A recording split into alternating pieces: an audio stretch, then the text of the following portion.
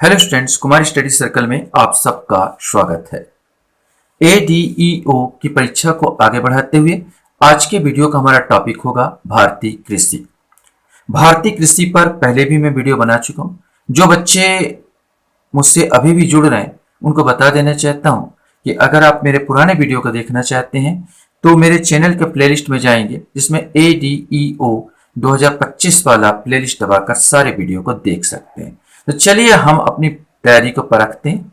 आपके सामने पहला क्वेश्चन है, भारत में से निम्न में से कौन वाणिज्यिक फसल है। इसमें से आपको वाणिज्यिक फसल आपको बताना है गन्ना, तंबाकू, जूट, उपरोक्त सभी। तो सही आंसर डी आएगा, उपरोक्त सभी, क्योंकि सब के सब वाणिज्यिक फसल है। चाहे गन्ना हो, तंबाकू हो, जूट हो, ये तुरंत वाणिज्य के हिसाब से बेचा जाता है इसको, तो वाणिज्यिक फसलें होती है।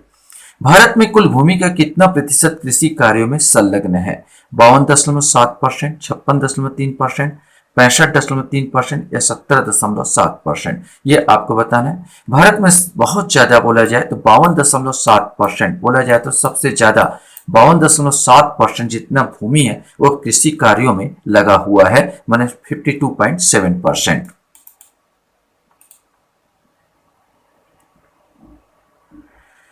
क्वेश्चन है, कौन सा भारतीय राज्य दालों का सबसे बड़ा उत्पादक है। महाराष्ट्र, उत्तर प्रदेश, मध्य प्रदेश या राजस्थान। इसमें से आपको बताना है। सही आंसर सी आएगा, मध्य प्रदेश में सबसे ज्यादा दाल उगाए जाते हैं।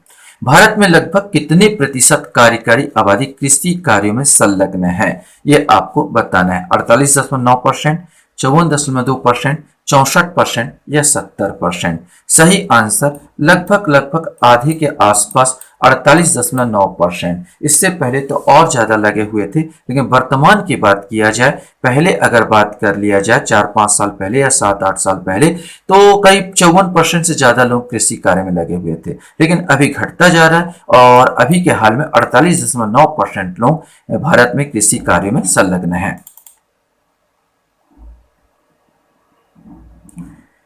क्वेश्चन है, भारत वर्तमान में भारत के सकल घरेलू उत्पाद जीडीपी में कृषि के योगदान कितना है। 18.3%, 22.2%, 64% या 20%। तो लगभग 18.3% के आसपास अभी जीडीपी में योगदान ये दे रहा है कृषि क्षेत्र। भारत में चावल उत्पादक राज्यों में प्रथम स्थान किसका है। पंजाब, उत्तर प्रदेश, आंध्र प्रदेश या पश्चिम बंगाल। इसमें से आपको बताना है। सही आंसर डी आएगा, पश्चिम बंगाल फिलहाल प्रथम स्थान पर है।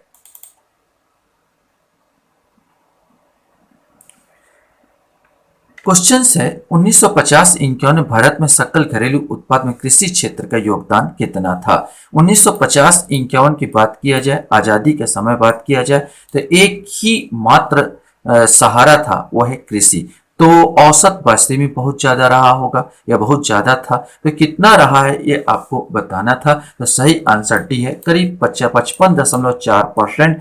लगभग आधे से अधिक योगदान तो घरेलू जीडीपी में कृषि ही देता था।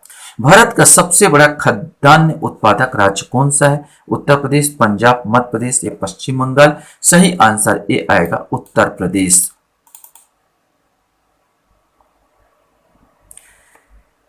क्वेश्चन यहां पर आपको मेल करना है, सुमेलित करना है। निम्नलिखित में से कौन सा सुमेलित नहीं है, यह क्वेश्चन पूछा गया। रबी की फसल सरसों, ककड़ी, खरीफ की फसल मक्का, जायद फसल खीरा, तरबूज, नकदी फसल कपास। सही आंसर इसका ए आएगा। ये इसमें सरसों तो रबी की फसल है, लेकिन ककड़ी जो है ये रबी की फसल नहीं है, ये जायद फसल के अंतर्गत आती है। तो इसमें इसके साथ साथ बाकी सब सही है। खरीफ की फसल मक्का है, जायद फसल खीरा तरबूज है और नकदी फसल कपास है, लेकिन इसमें से ये एक गलत है, ककड़ी नहीं है। तो ये वाला आंसर आएगा आपका कि रबी की फसल ये नहीं है। क्वेश्चन से यहां पर आता है, निम्नलिखित में से कौन सा कथन सही नहीं है। यहां पर सही नहीं पूछना है, बताया गया। भारत विश्व में फूलों का दूसरा सबसे बड़ा उत्पादक है। भारत दुनिया में सब्जियों का सबसे बड़ा उत्पादक है। फल, सब्जियों और मसाले के उत्पादन को बागवानी कहा जाता है। उत्तर प्रदेश भारत में गेहूं का सबसे बड़ा उत्पादक है। सही आंसर इसका बी आएगा। भारत दुनिया का सब्जियों का सबसे बड़ा उत्पादक है। ये दूसरे नंबर पर आता है, पहले नंबर पर चीन है। क्वेश्चन है, भारत में कौन सी एजेंसी खाद्यान्न उत्पादन की खरीद, वितरण और भंडारण के लिए जिम्मेदार है? कृषि मंत्रालय, भारतीय खाद्य निगम, नेफेड या ट्राइफेड? इसमें से आपको बताना है। सही आंसर भी आएगा भारतीय खाद्य निगम। क्वेश्चन है, गन्ने की उचित एवं लाभकारी मूल्य एफआरपी कौन मंजूरी देता है? आर्थिक मामलों के मंत्रिमंडल समिति, कृषि लागत या मूल्य आयोग, विपणन निरीक्षण निदेशालय, कृषि मंत्रालय या कृषि उपज मंडी समिति? इसमें से कोई एक आएगा। सही आंसर ए आएगा, आर्थिक मामलों के मंत्रिमंडल समिति।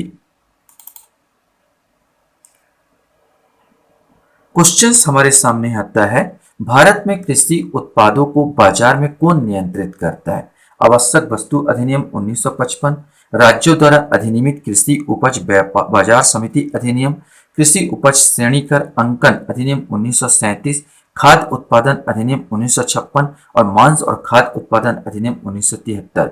इसमें से आपको बताना है।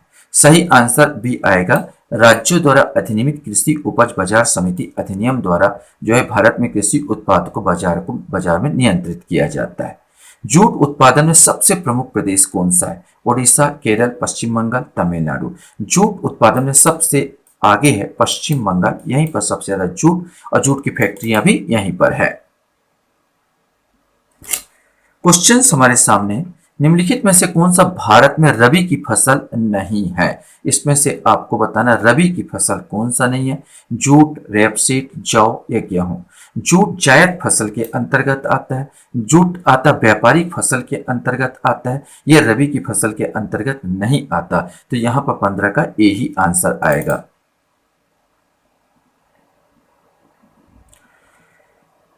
क्वेश्चन है, प्रथम कृषि गणना कब की गई थी?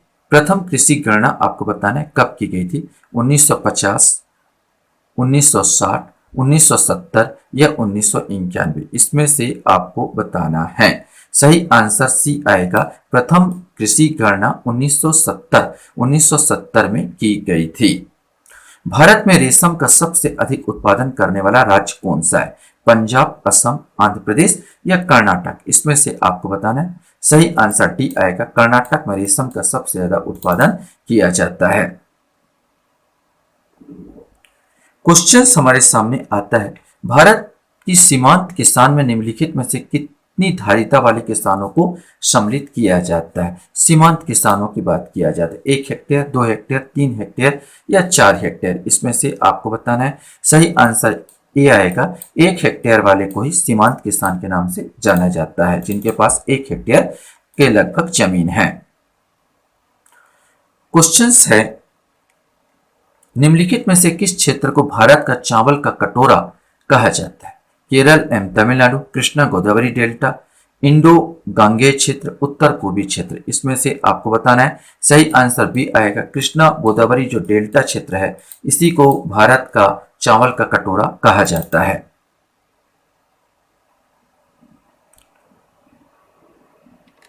क्वेश्चन से, भारत में बृहद पैमाने पर जूट की खेती किस नदी के क्षेत्र में की जाती है?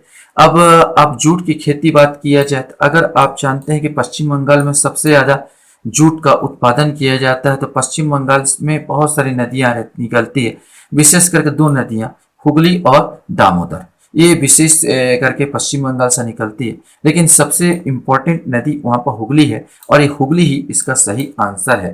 हुगली जो नदी है, गंगा का ही ब्रांच है बोला जाए तो ये हुगली नदी, और एक गंगा भी बोलते हैं इसको, तो ये हुगली नदी आएगा। क्वेश्चन है, भारत में गेहूं के प्रथम 3 बड़े उत्पादक राज्य कौन से हैं? ये आपको बताना है। इसमें हरियाणा, उत्तर प्रदेश, पंजाब, हरियाणा, पंजाब व उत्तर प्रदेश, पंजाब, उत्तर प्रदेश, हरियाणा, उत्तर प्रदेश, पंजाब व हरियाणा? सही आंसर डी आएगा, उत्तर प्रदेश सबसे ज्यादा उत्पादन करता, फिर पंजाब, फिर हरियाणा। भारत का सर्वाधिक खाद्यान्न उत्पादक करने वाला राज्य है बिहार, उत्तर प्रदेश, हरियाणा, पंजाब? तो सबसे ज्यादा खाद्यान्न जो उत्पादन करता है वो उत्तर प्रदेश उत्पादन करता है।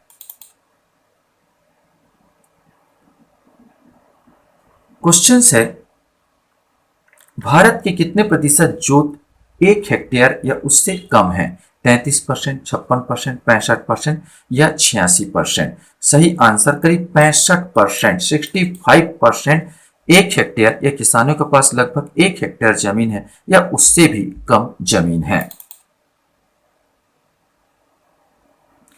क्वेश्चन हमारे सामने आता है, भारत में किस प्रदेश में सोयाबीन की खेती सर्वाधिक क्षेत्रफल होता है? तो आपको इनमें से आपको बताना था। सही आंसर डी आएगा, मध्य प्रदेश। मध्य प्रदेश को सोया राज्य भी कहा जाता है। उस खाद्य फसल का नाम बताइए जो भारत में सबसे अधिक उपज देती है। तो इन ऑप्शन में आपको बताना है चावल, मक्का, ज्वार, गेहूं। सबसे ज्यादा उपज जो देती है चावल का होता है, तो ये आंसर आएगा। क्वेश्चन हमारे सामने है, भारत में जोतों का औसत आकार घटने का क्या कारण है? उत्तराधिकार के नियम, चकबंदी, कृषि के यंत्रीकरण, भू स्वामित्व के ललक। अब इनमें से आप छांटोगे तो उत्तराधिकार के नियम, अब एक जमीन है, बाप दादा की जमीन है, 4 बच्चे हैं तो 4 भागों में बढ़ जाएगा। अब इनके भी बच्चे होंगे तो और भागों में बटेगा, तो उत्तराधिकार के नियम भी एक प्रकार का प्रॉब्लम क्रिएट करता है। इसके बाद अगर देखा जाए तो चकबंदी में कोई प्रॉब्लम नहीं है, या कृषि के यंत्रीकरण में कोई प्रॉब्लम नहीं है। भू स्वामित्व का ललक, ये भी एक बहुत बड़ी प्रॉब्लम आती है कि आकार घटने का। तो 1 और 4 अर्थात सी आंसर इसका आ जाएगा।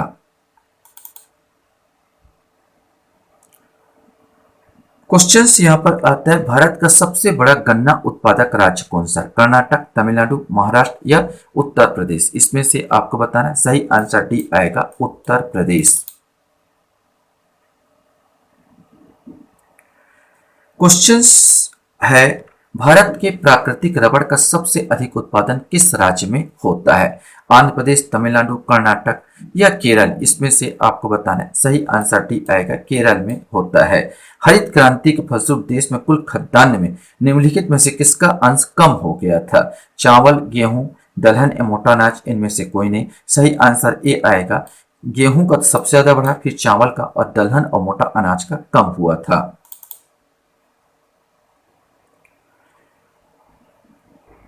क्वेश्चन है, प्राकृतिक रबड़ के उत्पादन भारत का विश्व में कौन सा स्थान है? ये आपको बताना है। 5वां, चौथा, तीसरा या दूसरा? इसमें से कोई एक आएगा। सही आंसर भी आएगा, चौथा स्थान है।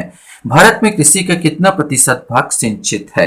अभी सिंचाई का प्रतिशत बढ़ रहा है, लगभग आधा के आसपास आता जा रहा है, लेकिन फिर भी इनमें ऑप्शन लगाओगे तो 1/3, यहाँ पर 1/3 माना जा रहा है, 1/3 भारत में कृषि का प्रतिशत, सिंचित का कृषि का प्रतिशत है। भारत के सिंचाई का सबसे महत्वपूर्ण साधन कौन सा है? तो नहरें, कुएं, नलकूप, तालाब में आपको बताना है। तो सही आंसर ए आएगा, नहरें सबसे अच्छा साधन है।